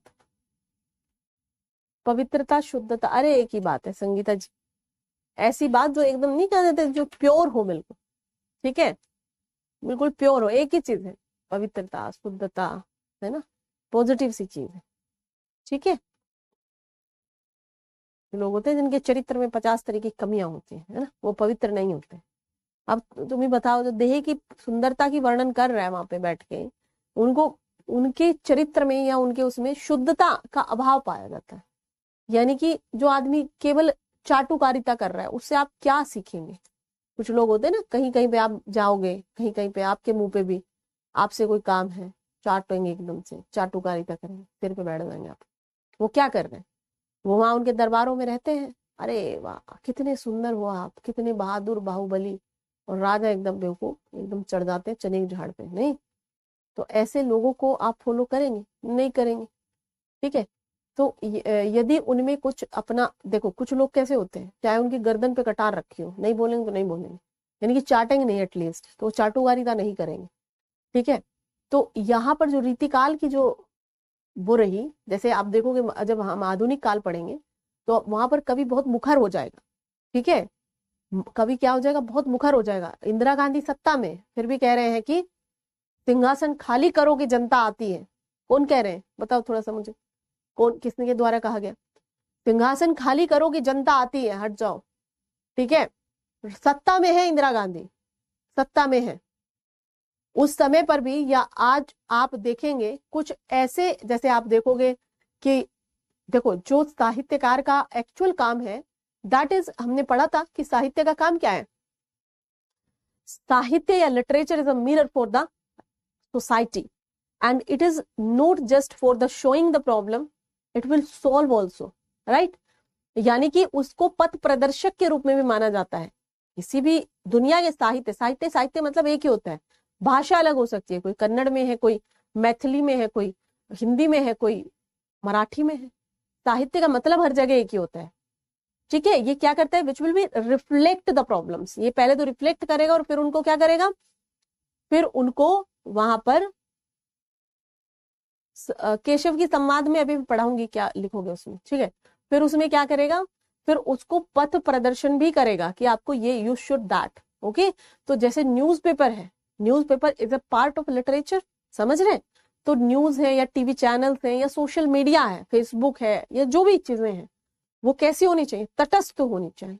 आपको क्या देखने को मिलता है, ये दरबारी कवि तो है, आज का जो मीडिया है आपको क्या लगता है, समझ रहे हैं। तो ये वही कर रहे हैं जो चीज सामने वाले को सुनना अच्छा लग रहा है। If we are talking about the democracy, तो डेमोक्रेसी हैज 4 पिलर, समझ रहे हैं। न्यायपालिका, विधायिका और आपकी जो है कार्यपालिका, 3 विधायक, 3 तो ये हो गए अपना अपना काम करेंगे, और चौथा क्या है, चौथा है आपका प्रेस। उसे आप प्रिंट मीडिया कह लें, उसे आप इलेक्ट्रॉनिक्स मीडिया कह लें, जो मीडिया कह लें। अब जो बटरिंग कर करके बढ़ रहा है उसे देख के सामने वाला भी यही सोच रहा है कि ऐसे करने में मजा है, बट जो एक्चुअल है जब आप देखोगे, सत्ता से ही ना सवाल किया जाएगा। अभी हम किसी प्रोग्राम में गए तो वहां पर वो आई थी, नेहा सिंह राठौर और वो अनामिका जैन अंबर, नाम जानते हो दोनों का। तो कहाँ पर था प्रोग्राम, इसमें था प्रगति मैदान, जब बुक फेयर लगता है वहीं पर था। अभी इन्होंने कराया हुआ था लल्लन टॉप वालों ने, लल्लन टॉप अड्डा करके, ठीक है। तो वहां पर भाई दोनों में लड़ाई बज पड़ी, दोनों में लड़ाई बज पड़ी। वो कह रही है नेहा सिंह राठौर, उसको कह रही है कि मतलब शी वॉज फर्स्ट टाइम ऐसे किसी बड़े मंच पर, नेहा सिंह पहली बार आई थी, अनामिका जय नंबर तो जाते रहती है। तो उन्होंने वहां पर जो है आपस में वहां भिड़ना शुरू कर दिया, मतलब ऐसे ऐसे तलख अंदाज में अंबर जी अपनी बात कह रही हैं, कह रही है वो उसे कह रही है क्या कहते हैं, नेहा नेहा कह रही है कि वो कह रही है कि तुम ऐसी बात क्यों करती हो, यूपी में काबा, गुजरात में अब चढ़ गई हो जाके, बिहार में पूछने लगती हो। तो नेहा कह रही है कि भाई किससे करें सवाल, सत्ता ही से ना करेंगे, मतलब जो आदमी सत्ता में है उससे तो सवाल करेंगे, किससे करने चले जाएं, गांव देहात मोहल्ला इधर थोड़ा जाएंगे। जो व्यक्ति सरकार में है, सत्ता में है, हम उसी से तो सवाल करेंगे। हम्म। तो फिर ये कहती है उसको कि तुम्हें तो बस हमेशा नेगेटिव ही नेगेटिव दिखता है। तो उसने कहा बिल्कुल नहीं, मुझे तो पॉजिटिव भी दिखता है। स्वच्छ भारत अभियान इतना बढ़िया चलाया देश की सरकार ने, इतना मुझे मजा आया, ठीक है, इतना अच्छा बात है। और भी 50 तरीके की योजनाएं लाए, अच्छी अच्छी सारी चीजें लाए। पर जो गलत है उसपे ना मैं प्रहार वो करूंगी, प्रहार। तो उसके बाद में फिर कह रही है वो कह रही है कि 2 तरीके के कवि होते हैं, इन्होंने कहा है ना। तो फिर कह रही है कि 2 तरीके के कवि होते हैं, एक जन कवि होते हैं, मैं जन कवि हूँ। नेहा सिंह राठौर कह रही मैं जन कवि हूँ और तुम सरकारी कवि हो। भाई उसी बात पे उन्हें बुरा लग गया, है ना। तो यही सब चीजें हैं, ओके। वो कह रही है यूपी में काबा, वो कह रही है यूपी में बाबा। भाई आपस में वो आए थे सुधीर पचौरी और पता नहीं बहुत सारे आए थे, साहित्य ये आए थे, कुमार विश्वास जी आए थे, बड़ा प्रोग्राम था। 5-6 दिन तक चला, आए थे, मेरा भाई तो हर दिन गया, ठीक है, साहित्य प्रेमी है। तो खैर, तो आप भी कभी इस तरीके के प्रोग्राम ऑनलाइन वगैरह भी होते हैं, अगर आप चाहोगे तो हम लिंक वगैरह आपको दे दिया करेंगे, ठीक है। ऑनलाइन वाले तो आप अटेंड कर ही सकते हो एटलीस्ट। तो साहित्य के प्रोग्राम आप अटेंड किया करो, अच्छा लगता है, काफी बढ़िया लगता है ना। अगर दिल्ली वगैरह नहीं आ सकते तो I will provide two link, okay. जैसे कुछ भी होता है, जैसे दिल्ली यूनिवर्सिटी के बहुत सारे ऐसे प्रोग्राम्स होते हैं, जेएनयू के, या इस तरीके से साहित्य मंच से बहुत सारे प्रोग्राम्स आते हैं जिनको जिनको ऑनलाइन ऑफलाइन दोनों मोड में लाया जाता है। तो मैं आपको लिंक दे दिया करूंगी, तो आप उन्हें जरूर अटेंड करिएगा, अच्छा लगता है, ठीक है। तो आगे लिखिए, इसमें हेडिंग डालिएगा, रीति कवियों की, रीति काल के कवियों की, रीति काल के कवियों का आचार्य तो किस किस कोटि का है, यानी कि ये कौन से वाले आए। लिखिए, रीति काल के कवियों का आचार्यत्व किस, हमने अभी देखा ना कि वो जो है अपना उसमें, लिखिए इसमें,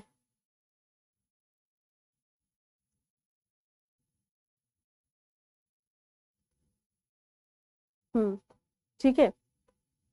हाँ जी बिल्कुल संगीता जी, आपको अगली बार से दे दिया जाएगा लिंक। ठीक है, अभी एक एक है मेरे पास, अभी तो कोई एक प्रोग्राम होने वाला है।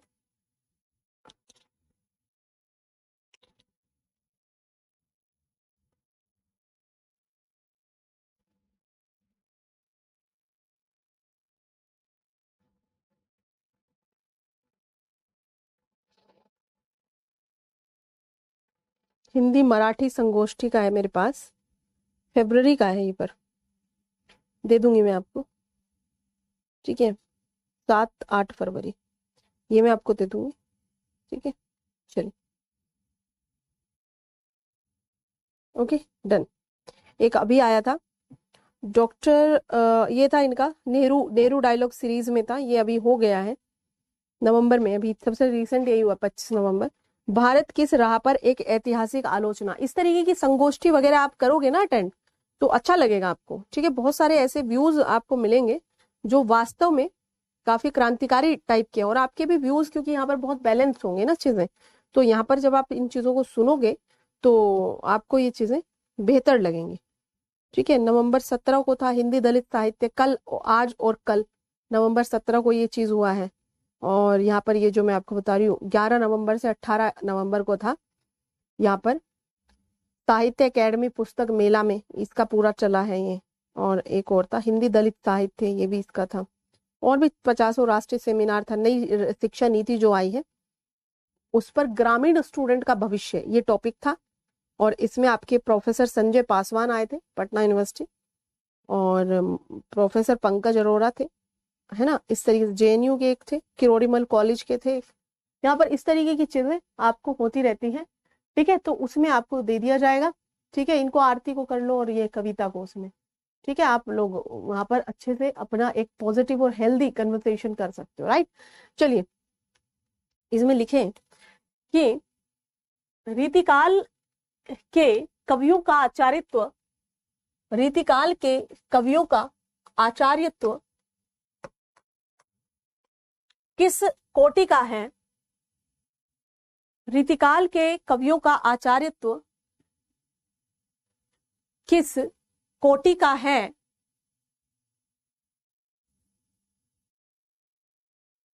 किस कोटि का है, इस प्रश्न का, इस प्रश्न का विश्लेषण करने पर ज्ञात होता है, इस प्रश्न का विश्लेषण करने पर ज्ञात होता है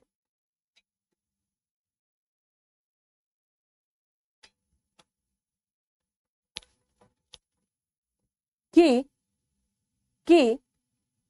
इन कवियों का आचार्यत्व उच्च कोटि का नहीं है ना। क्योंकि अभी हमने देखा केवल एक आधार पर, ये जो है चतुर्थ जो नंबर था हमारा, उसके आधार पर ये पाए गए कि भाई ठीक, तुम ट्रांसलेटर बढ़िया हो। ठीक है, तुम ट्रांसलेटर बढ़िया हो। यहाँ पर आप देखोगे रीतिकाल के कवियों का आचार्य तो किस कोटि का, इस प्रश्न का विश्लेषण करने पर यह ज्ञात होता है कि इन कवियों का आचार्य तो उच्च कोटि का नहीं है। ये चीज तो डिक्लेयर हो। ठीक है, ये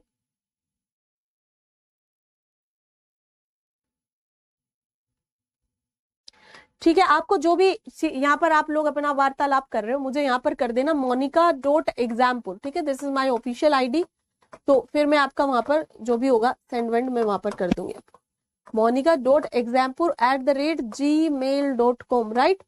यहाँ पर आप मुझे कर देना, ये मेरी ऑफिशियल आईडी। अपनी समस्याओं का निदान भी आप यहीं पर पा सकते हैं। ठीक है, इनका आचार्य तो क्या है, इनका आचार्य, ठीक है मनोरमा जी, इनका आचार्यत्व उच्च कोटि का नहीं है। ये चीज तो डिक्लेयर होगी, उच्च कोटि का नहीं है। ना तो इनका आचरण वैसा है, ना ही इनमें ऐसे कोई गुण है जिससे इन्हें इनका अनुकरण किया जाए, ना ही इन्होंने कुछ ऐसा नया बना के दे दिया है, वही चेपा चापी और उसमें जो मन किया छोड़ा छाड़ी। ठीक है, जब हम पॉजिटिव आएगा लिखने को तो हम ऐसा छापेंगे कतई कि भाई ऐसा काम किया, लोक और शास्त्र के बीच का भेद ही मिटा दिया। नहीं, इतने बढ़िया थे, इतने तगड़े कवि थे कि क्या ही कहते। और जब आलोचना आएगी तो वहां पर भी धोएंगे इनको बढ़िया से कि भैया इन्होंने तो कभी कुछ अपना तो दिया ही नहीं, मौलिक तो, और जो इनके मन में आया वो उसका ट्रांसलेशन कर दिया। और जहां पर इन्हें छोड़ने को, मतलब इन्हें लगा कि इसे छोड़ना चाहिए, टफ है, तो वहां पर ये छोड़ करके सामने से निकल लिए। ठीक है, लिखेंगे इसमें कि उच्च कोटि का नहीं है। परंतु यदि मतलब यदि हम ये सोचे कि भाई क्यों नहीं है उच्च कोटि का, क्या इन कवियों में कुछ कमी थी? क्या इन कवियों के अंदर ऐसी कुछ कमी थी कि ये ऐसे छिचले रह गए, या फिर इनकी सिचुएशन वैसी थी? आप लोग मुझे उत्तर दो, क्या इन कवियों में अपनी कमी थी, कुछ कवियों की व्यक्तिगत कमी के कारण ये ऐसे रह गए बेचारे, या फिर इनकी सिचुएशन या परिस्थिति ऐसी थी? जल्दी बताओ। ये है 1 और ये है 2, 1 है आंसर या 2 है, 2 है, बताओ जल्दी फटाफट से। या इनकी परिस्थितियां ऐसी थी कि ये ऐसे रह गए बेचारे? बताओ फटाफट से कि क्या इन कवियों में व्यक्तिगत कमी थी? सवाल पूछ रही हूं आपसे, सवाल का उत्तर दो।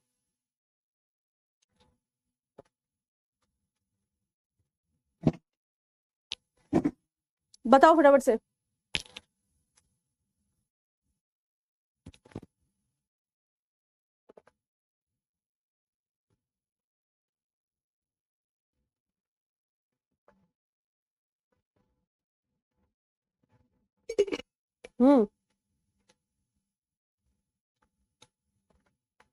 Second number, very good very good. Second number, यानी कि इनकी सिचुएशन ही ऐसी थी बेचारों की, क्या करें, उनके दरबार में पड़े हैं तो उनकी बातें तो करेंगे ही। ठीक है, लिखिए कि इनके निम्न कोटि के आचार्यत्व के पीछे, इनके निम्न कोटि के आचार्यत्व के पीछे मूल कारण, इनके आचार्यत्व के मूल कोटि के निम्न कोटि के पीछे मूल कारण समय की परिस्थितियां थी। इतने मुखर होकर नहीं लिख सकते थे, कबीर नहीं थे ये। कबीर होते तो उन्हें कोई डर नहीं था। कौन है ये? पहला नंबर बता रहे हैं, कवि बेकार थे। हैं मनोरमा, ऐसे करोगे?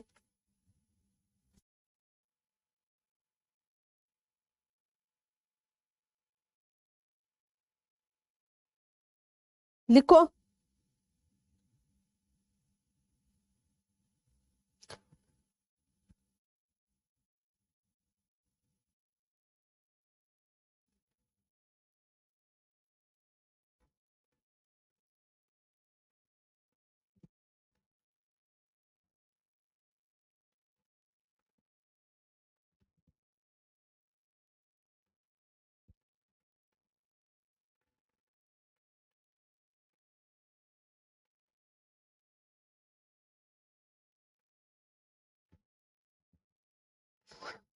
हम्म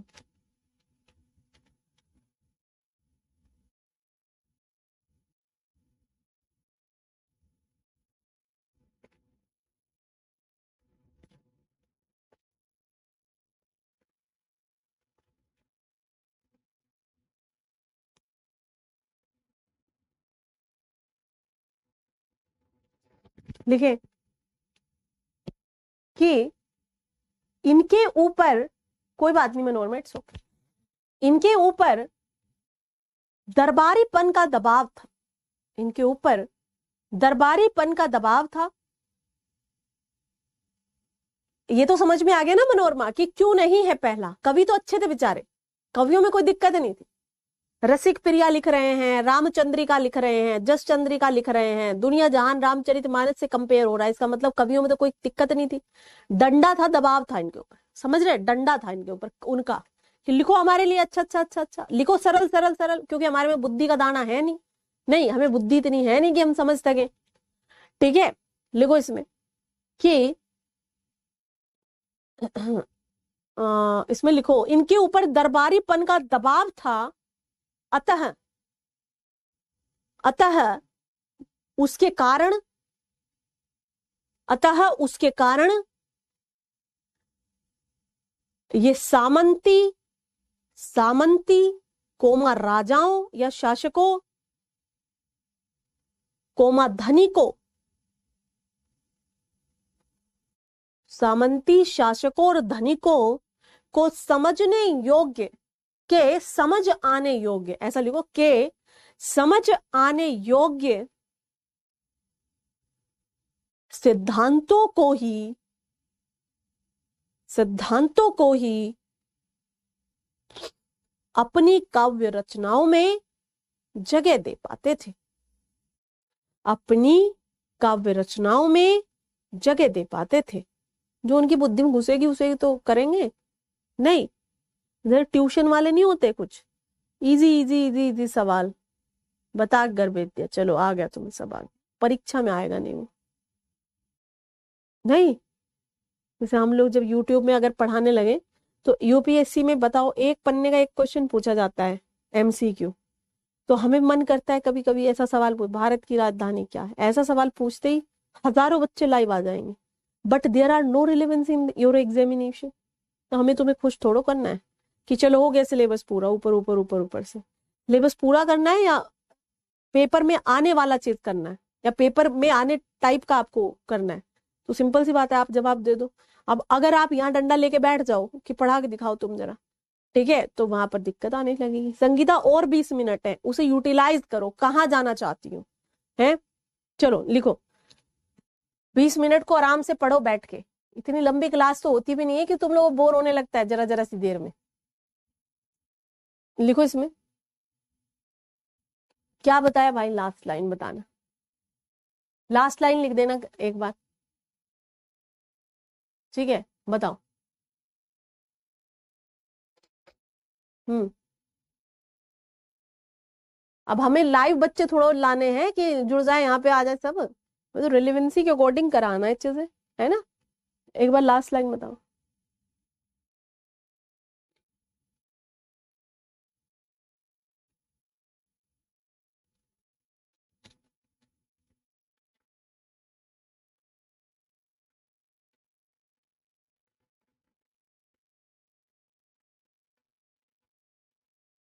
लिखो।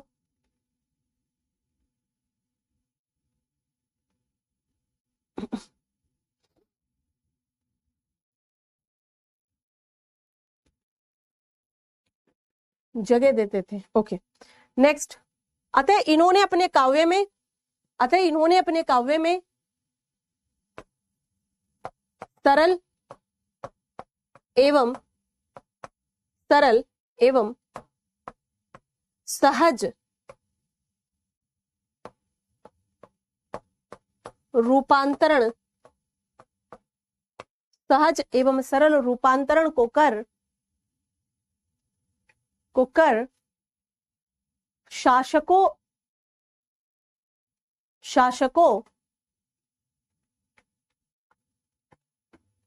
को समझाने का प्रयास किया, समझाने का प्रयास किया।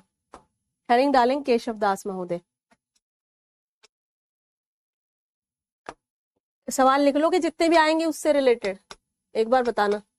केशव दास, केशव दास और एक और महोदय है, आप बताएंगे मुझे क्या नाम है उनका।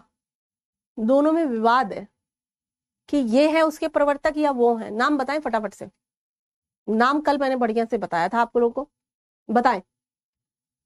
केशव दास को एक्चुअली भक्ति काल में भी माना जाता है, ये भक्ति काल में भी रहे और रीति काल में भी माना जाता है, विवाद है। कुछ रचनाओं को देख करके, जैसे आप बात करें यदि रामचरितमानस के जैसा इन्होंने लिखा है, लक्ष्मण संवाद लिखा है, परशुराम राम सब लिखा है इन्होंने, तो क्या इन्हें वहां माना जाएगा या यहां माना जाएगा, बताओ, बता एक बार। लिख लोगे, पर यहां पर मुझे बताओ केशव दास और एक दूसरे कौन भाई साहब हैं जिनके बीच में द्वंद है कि वो पहले हैं कि ये पहले। हालांकि इनकी भी रचना पहले ही आ गई थी, पर इनकी रचना के बीच में 40 साल का गैप आ गया। और रीति में क्या था, रीति काल में ये था कि कोई ना कोई लिखता रहे तुम्हारे पीछे पीछे आके साइमल्टेनियसली, तो इसलिए इन्हें नहीं माना जाता। पर वो कौन है, कौन है वो महाराज, कल की कॉपी में पलट के पन्ना बताओ, कल बताया था मैंने। क्या नाम है, Chintamani. Very good very good. तो चिंतामणि महोदय को भी पढ़ेंगे क्योंकि चिंतामणि से भी सवाल आए हैं। केशव दास से मैंने आपको बताया यूपीएससी में लगभग 5-6 सवाल अभी मैं आपको बता रही हूँ 2010-12 के बाद से, ठीक है।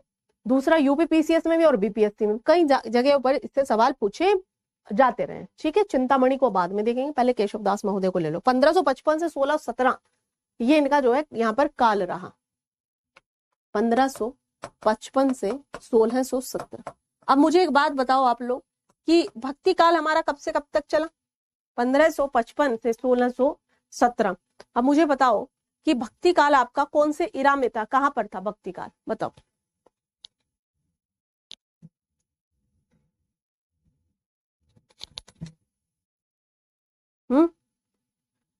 इनके विषय में लिखे केशवदास, केशवदास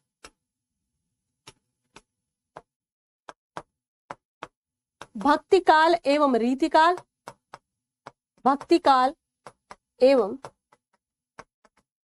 रीति काल दोनों ही शाखाओं के एक महत्वपूर्ण कवि के रूप में स्थापित हैं, एक महत्वपूर्ण कवि के रूप में स्थापित हैं।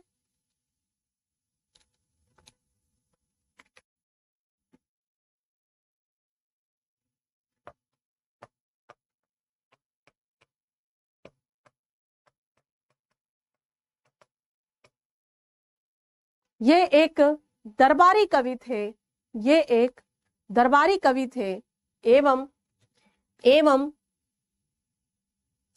नरेश इंद्रजीत सिंह, नाम लिखा है मैंने, एवं नरेश इंद्रजीत सिंह के दरबार में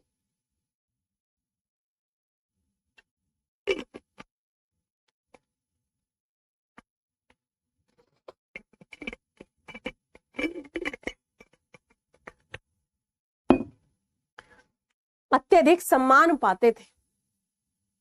नरेश इंद्रजीत सिंह के दरबार में अत्यधिक सम्मान पाते थे।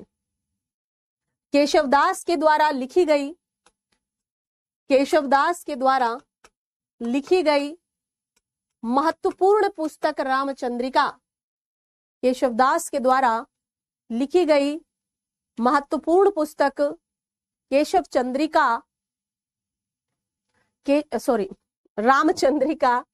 रामचंद्रिका भक्ति काल की राम काव्य धारा,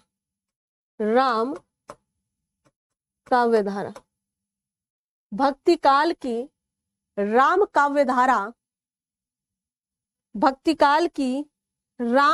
धारा के अंतर्गत ख्याति प्राप्त प्रमुख रचना है।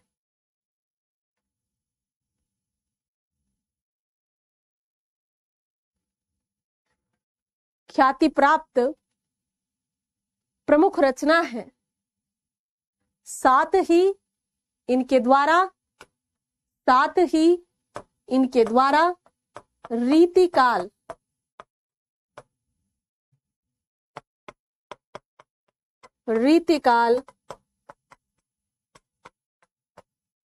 में या के अंतर्गत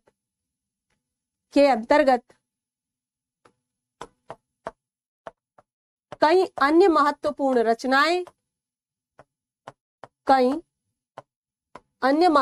रचनाएं जिनमें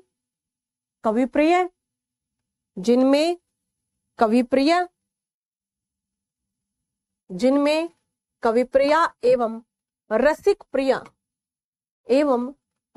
प्रिया महत्वपूर्ण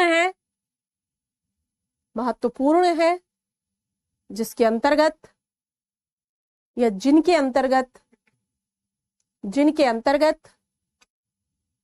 केशवदास के द्वारा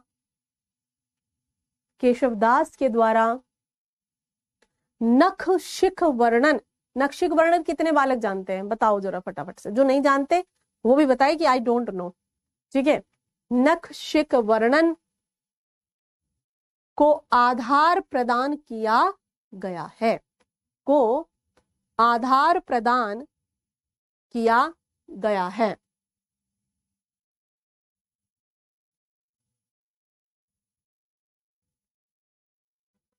नखशिख वर्णन, नायिका भेद, ये सब शब्द क्या है? नखशिख वर्णन, नायिका भेद, ये सब शब्द क्या है?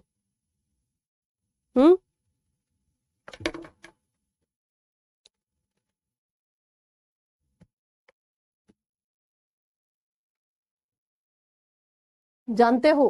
अंकित जानते हैं,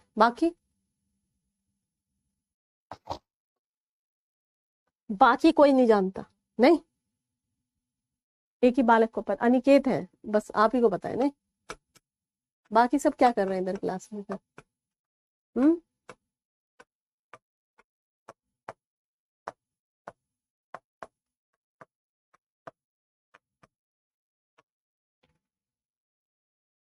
मुझे अच्छा, नहीं जानते, आरती नहीं जानती, नायिका का वर्णन नायिकाओं के लिए। अच्छा, देखो, नख शिक यानी कि सिर, केश, नयन, आंख, जो ये नहीं करते आपके, जब राधा का वर्णन किया जाता है, जब बिहारी वर्णन करते हैं तो नक्षक वर्णन है, नायिका भेद वर्णन है। यानी उसके नयन ऐसे हैं वैसे हैं, उनमें समा गए श्री कृष्ण, उसके पलक ऐसे हैं, कपोल, गाल कि जो घुंघराले बालों को देखकर, तिरछी नयनों को देखकर, ये सब क्या है? नख शिक वर्णन। ठीक है, नख शिक वर्णन के अंतर्गत आता है जी। ठीक है मनोरमा, आगे समझ में बात? यहां पर लिखे इसमें कि रामचंद्रिका, वो फुल स्टॉप लगा के अगली लाइन से लिखेंगे, रामचंद्रिका केशव दास के द्वारा 1601 ईस्वी में, रामचंद्रिका केशव दास के द्वारा 1601 ईस्वी में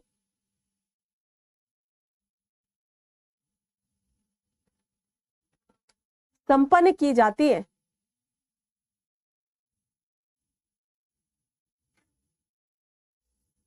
संपन्न की जाती है।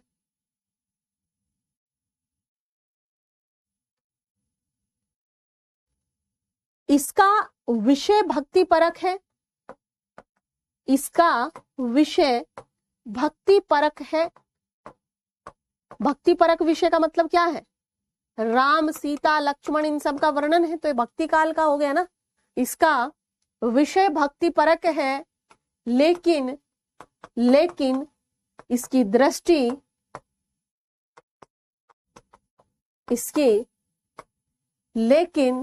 इसकी दृष्टि रीतिकाल की,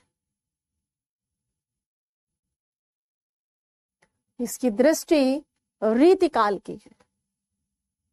इसके अंदर या इसका वर्णन करते हुए केशवदास ने कई मार्मिक प्रसंगों को इग्नोर ही कर दिया बेचारे को, कई मार्मिक प्रसंगों को ध्यान में ही नहीं रखा। ठीक है, ध्यान में ही नहीं रखा। कई ऐसे इमोशनल मार्मिक, अब वो थोड़े रीतिकाल में होंगे, रुलाएगा थोड़े रीतिकाल में। रीतिकाल में तो रूप सौंदर्य वर्णन करेंगे, नहीं, बॉडी पार्ट्स को वर्णित करेंगे, कैसी है नायिका हमारी, नायक कैसे एकदम भावुक हुआ पड़ा है। नहीं, मार्मिक प्रसंगों को क्या कर दिया? इग्नोर कर दिया, छोड़ दिया। ठीक है, आगे लिखेंगे, केशवदास की नहीं, यदि केशवदास के संवाद नियोजन की, यदि केशवदास के संवाद नियोजन पर दृष्टि डाली जाए, तो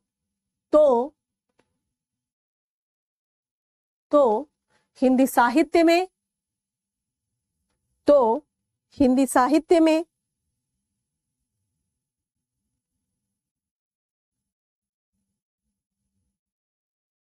संवादों की तीव्रता, हिंदी साहित्य में संवादों की तीव्रता एवं चुस्ती की दृष्टि से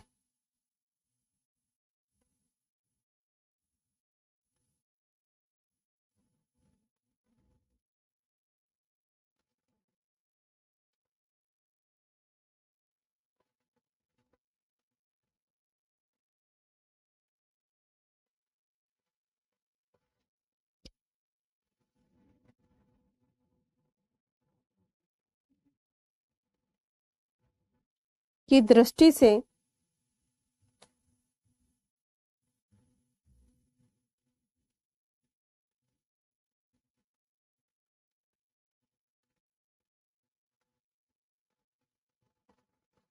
इनका कोई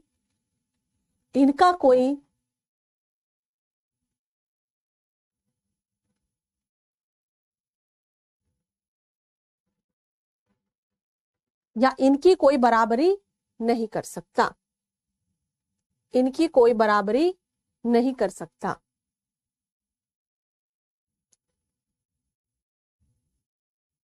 केशवदास की प्रसिद्धि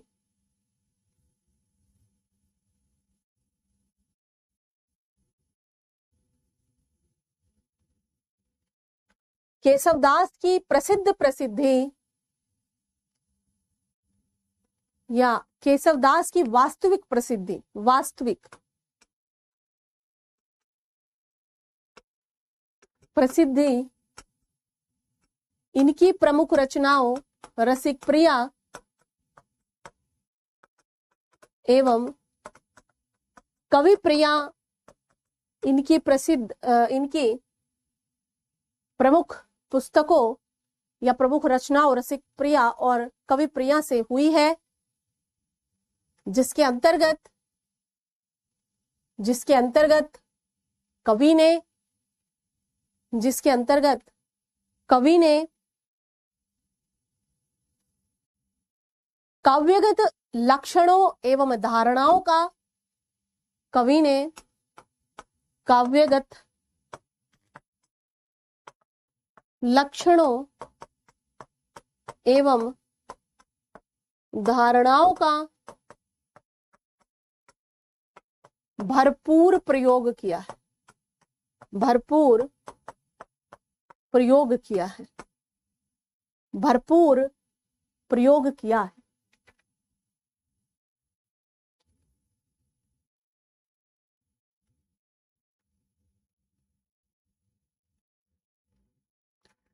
केशवदास को संस्कृत का ज्ञान अपने पूर्वजों से विरासत में मिला था। केशवदास को संस्कृत का ज्ञान अपने पूर्वजों से विरासत में मिला था। वे संस्कृत के प्रकांड विद्वान थे, वे संस्कृत के प्रकांड विद्वान थे। अतः लक्षण ग्रंथों की रचना में भी, अतः लक्षण ग्रंथ परंपरा में भी, लक्षण ग्रंथ परंपरा में भी उनका अतुलनीय योगदान रहा, उनका अतुलनीय योगदान रहा। बढ़िया पढ़ लेते थे संस्कृत, एकदम दनादन करके ट्रांसलेट कर डाला सब कुछ। अतः लक्षण ग्रंथ परंपरा में भी उनका अतुलनीय योगदान रहा।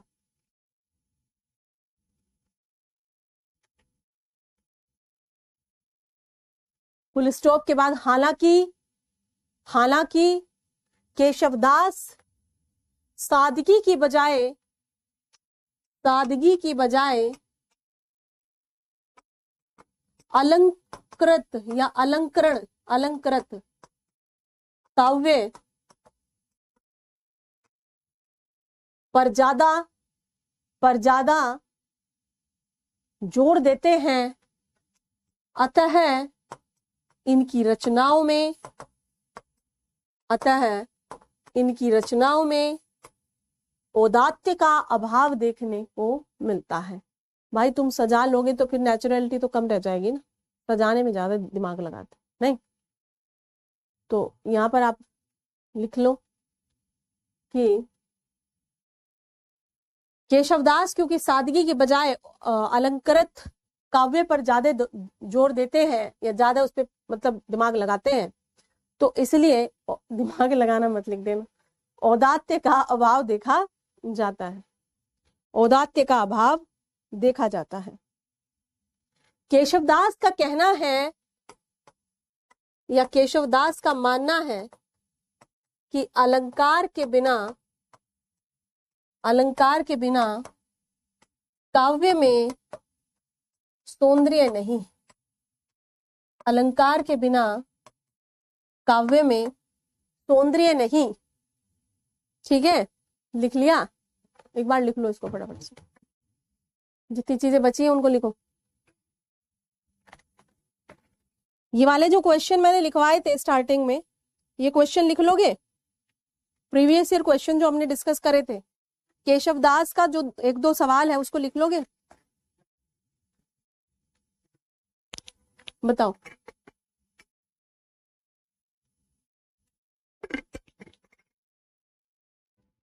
अब रामचंद्रिका देखेंगे, कल रामचंद्रिका से कई बार क्वेश्चन आया, टिप्पणी लिखो, है ना।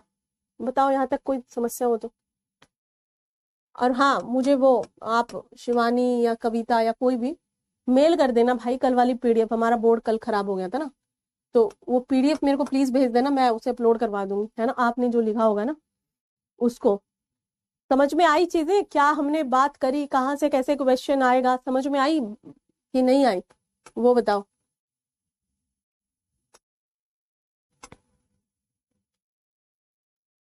बताओ फटाफट से, या कोई समस्या है उसका निदान किया जाएगा, ठीक है। हम्म, कौन पीडीएफ भेजेगा अभी? यहीं पे हामी भर के जाना, तुम लोग भेजोगे नहीं, नहीं तो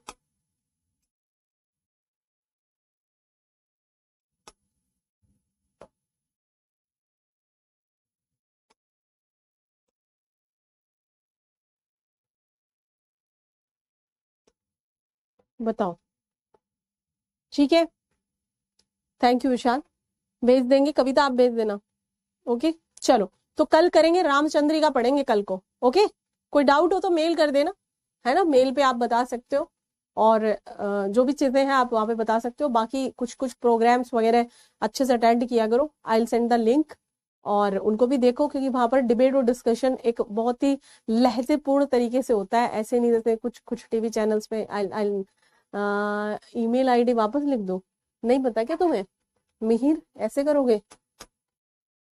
अरे तुम्हारे तो बहुत सारे मेल आते हैं शायद, ये लो यहाँ पर मैं लिख दे रही हूँ इसको, है ना, ये ऑफिशियल आईडी है मेरी, ओके। MONIKA,